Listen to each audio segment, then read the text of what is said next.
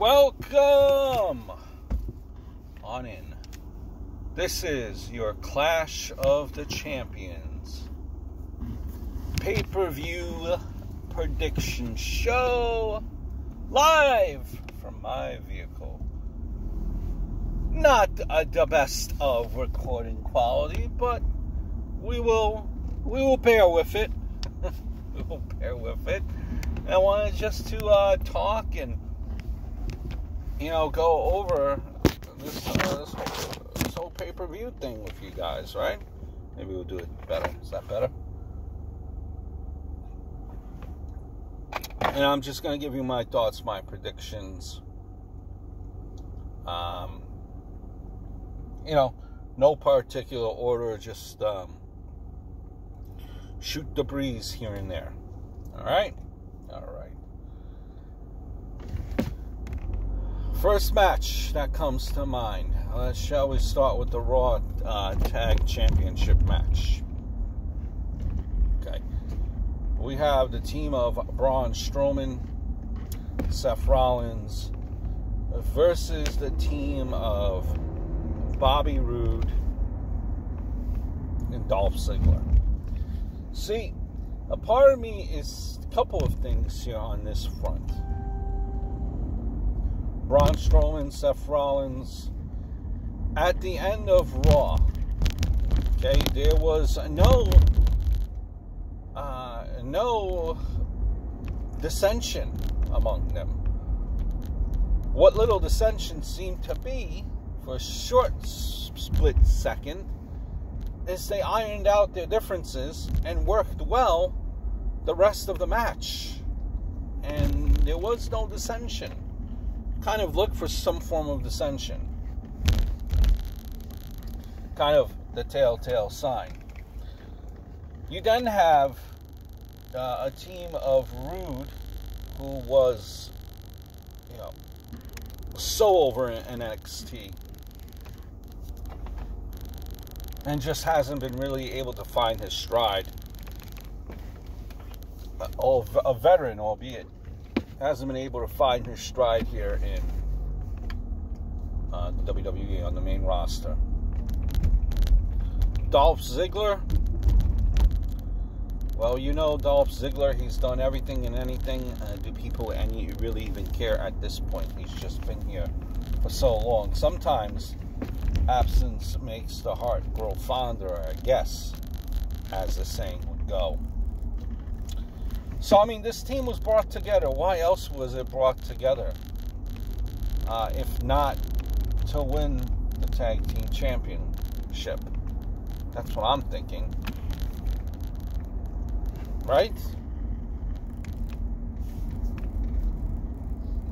How are you going to set up the main event of Strowman versus Rollins if they win the Tag Team Championship? Like, what is going to be the storyline behind this?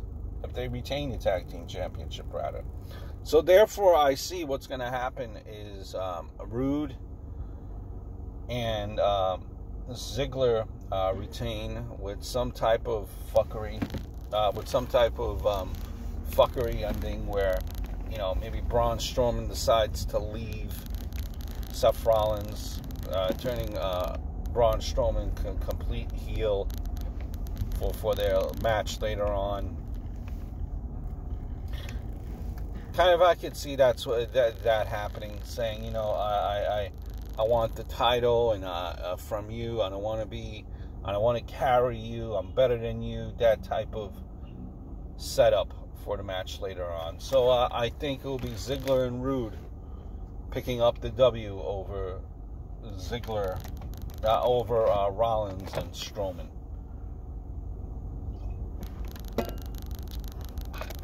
SmackDown Tag Team Championship.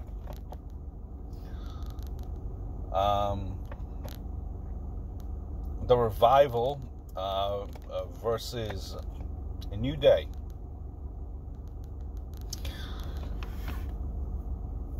The WWE has been high on doing factions again as of recently. So you have this faction of this pairing that we've been seeing in recent weeks in Orton and the Revival. Now, the Revival, if you follow, it seems like they're on the way out. The contracts are due to expire shortly, and they will be looking for greener pastures, I feel. So really, what is the point going up? What will be the point in their victory? Well, and do you guys even really care about the Revival at this point? Can they be saved, or have they been damaged enough? And I think the WWE likes this pairing of Revival with Orton. So I could see them getting the win, right? Am I off base here? I could see them getting the win here.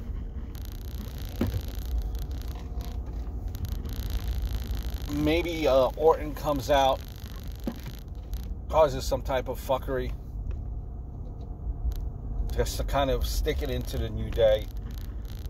Revival wins the Tag Team Championship again. All 5 people will care, I'm sure.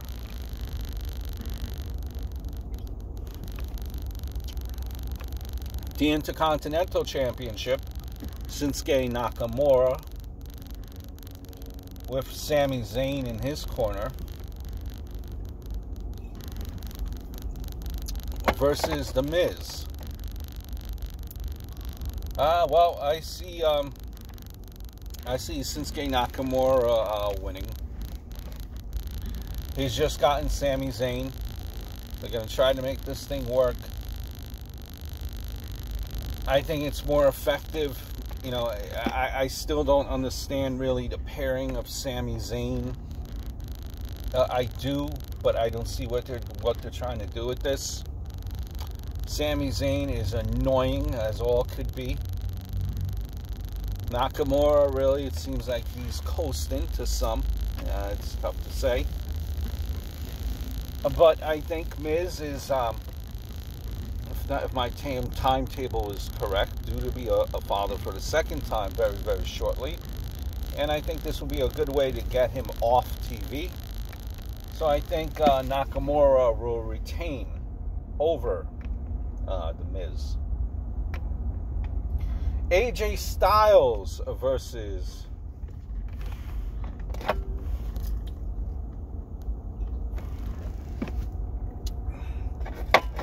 our buddy, the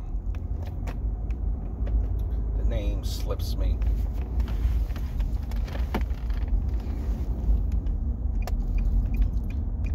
You know him, the High Flyer. What is his name? Jeez. But I think, and I think it will be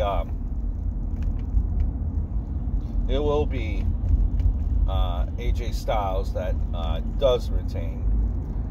I think part of the story for AJ's opponent is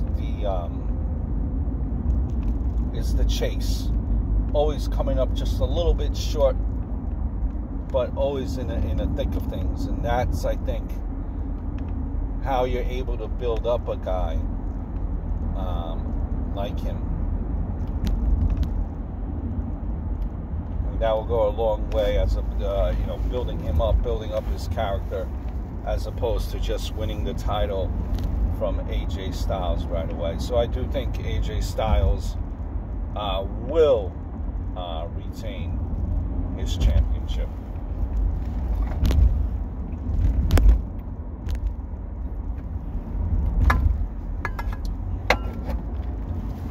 Rowan versus Roman Reigns. This is a story that has had many layers to it. And, I thought that for all the layers that it is part of this story, I'm into it. This is Rowan's probably most important match, at least in his singles, as a singles guy, definitely. And I know he's been in here for quite a few years in various tag teams, Wyatt family, but make no mistake about it, this is Rowan's most important match. Roman Reigns, to me, he shines in these type of situations when it involves these type of guys, you know, like a Buddy Murphy. You think about Buddy Murphy with that match that you had. I think he will do good with Rowan. Rowan, believe it or not, he's been cutting a pretty decent promo. I don't understand why they just didn't have him do this years ago. Just exactly what he's doing now, as opposed to just grunting in whatever he used to do. I do think it's going to be Roman Reigns with the victory. But Rowan coming very close, building up his character. How does he win? I think it's clean. Maybe do we see somehow after the match is over, a guy like Luke Harper interfere and attack Roman Reigns, align himself with Rowan once again.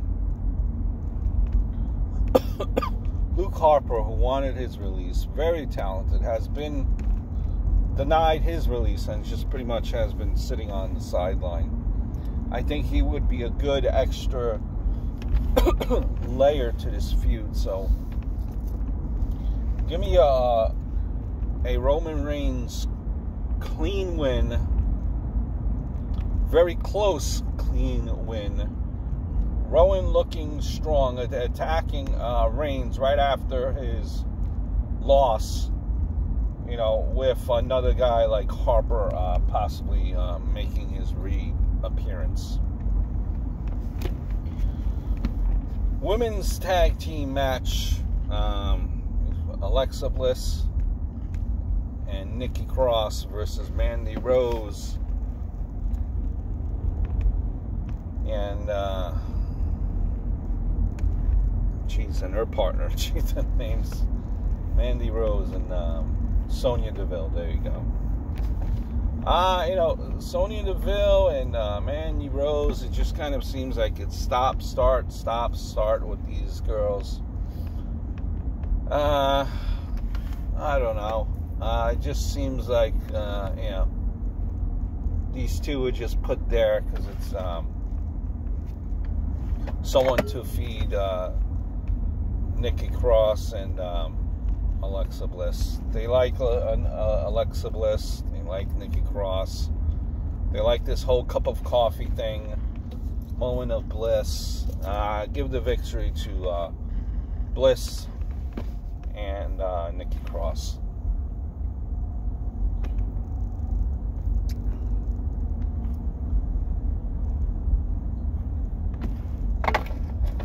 Randy Orton versus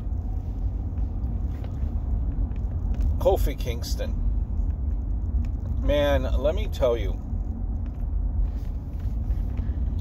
the WWE team there is a video package team, is great in putting packages together, right? How they were able to take clips from 9 years ago, incorporate them now into 2019 to kind of tie this all together and make this relevant, to make this all sense, is phenomenal. So you got to give the video package team props for putting that together. You know, a part of me here is saying that, you know, with SmackDown going over to Fox, I could see Fox wanting all the star power, having a guy like Brock Lesnar come out and win the title on that first episode of SmackDown from Kofi Kingston. So that's what I think would happen, because I don't think it would make sense him going over Brock, destroying a Randy Orton. Or do they do that? Two heels against each other. But see, part of me is saying it would be perfect if Randy Orton does win. Randy Orton does win. And the Revival already has won prior. With Randy Orton winning, you know, kind of just really demoralizing Kofi Kingston. Video package goes on. Randy Orton says, play my video package after, you know, and you hear stupid, stupid, stupid after he wins the title. Just really, after he wins the title, defeats Kofi Kingston, just really putting the boots to him. You know, just mind games mentally with that video package. Stupid. And he wins by, you know, roll of the tights and Randy Orton. And just, you know, I could, that type of ending where it sets it up for some time, where it's the Revival and Randy Orton going up against New Day to kind of even add more layers to it. So I could see, you know, like Randy Orton winning, and then you could have the factions going against each other to kind of separate Kofi from Orton, having that rematch right away. But then again, like I'm thinking, I'm sure, you know, they want Brock to be the champion going into SmackDown. So what happens? How does that work? I don't know. I'm going to go with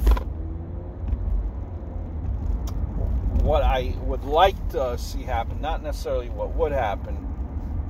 But I think Randy Orton would defeat Kofi Kingston, just demoralizing him in the process, with the faction there of the Revival and Randy Orton all holding titles. Becky Lynch versus Charlotte.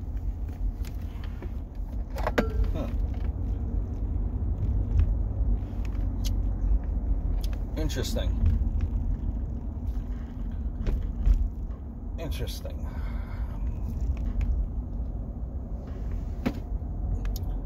Did I say Becky Lynch versus Charlotte? No, I'm sorry.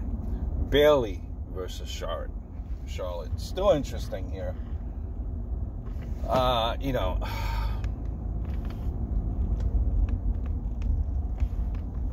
when you seen Bayley in NXT, you thought that she would be like the next female version of John Cena, and I don't know, it just hasn't really, in my opinion, translated for Bayley on the main roster since she's been here. Even with this title run and her recent actions, you know, is she a face now, or she's just, I mean, is she a heel, or is she just sticking up for her friend Sasha Banks?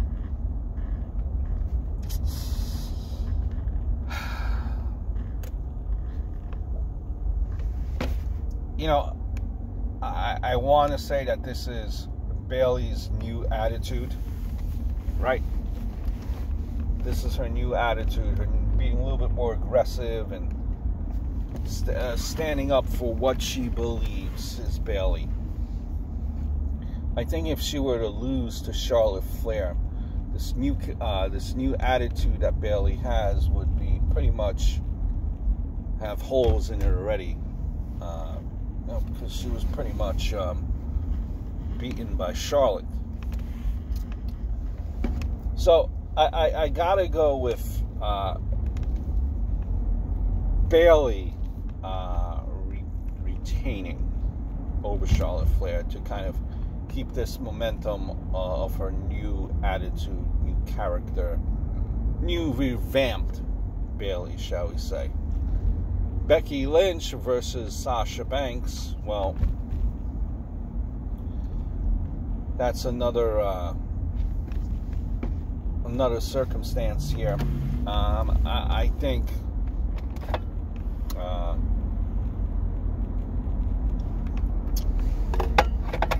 think it will be. Sure, I'm gonna go with Becky Lynch. Becky Lynch wins. A disarmer. Becky Lynch is celebrating. Sasha Banks gets up and just starts attacking her. Worse, even of a worse attack than the attack that she put on her when she came back initially. Don't have Sasha Banks win just yet, but have her beat the piss out of Becky Lynch. Builds up that character, builds up her nastiness. She's thinking she's better than everyone. You know how she's been playing on social media where she's saying she's getting private jets, her own glam team. I don't believe that. I don't believe that at all. So give me Becky Lynch, with that win. Braun Strowman versus Seth Rollins. See, I don't know what they're doing with Braun Strowman. The stop-start. I mean,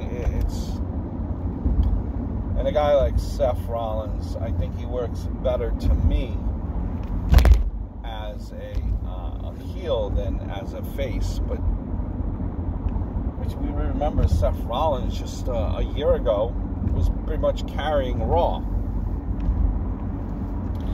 I don't know. It's for me,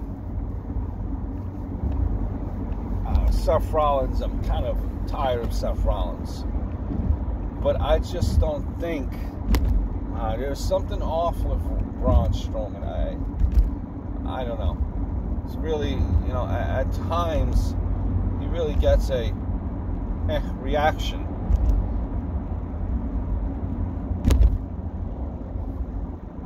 And, it seems like, the fans even don't know when it comes to Braun Strowman. Should they boo him or should they cheer him? It's kind of a gray area. I don't know. I just don't see the Braun Strowman character being fully developed, which is why I can't see him winning. I do see Seth Rollins retaining. Next one up is... the King of the Ring finals. I thought that was on the Clash of Champions. And from what I understand now, it's actually will be on Raw, if I'm understanding right. If I'm wrong, and it will be on Clash of Champions, well, I think that it will be King Baron Corbin. Chad Gable looks like $1 million. It gives a great fight to Baron Corbin. Chad Gable loses. Sorry, due to hopefully I'm not sleeping during the pay-per-view. But Chad Gable loses due to an interference by Elias, setting up an Elias Chad Gable feud for down the road. I think that's it, guys. Oh, in the cruiserweight, give me Nice retaining. I'm pretty sure that's it, guys. I think I covered all the matches. I don't think I missed anything. Yeah, I think that's it, guys. So enjoy Night of Champions. Gave you some of my predictions. I hope everything's going well, guys, and we will talk very, very soon. Take care.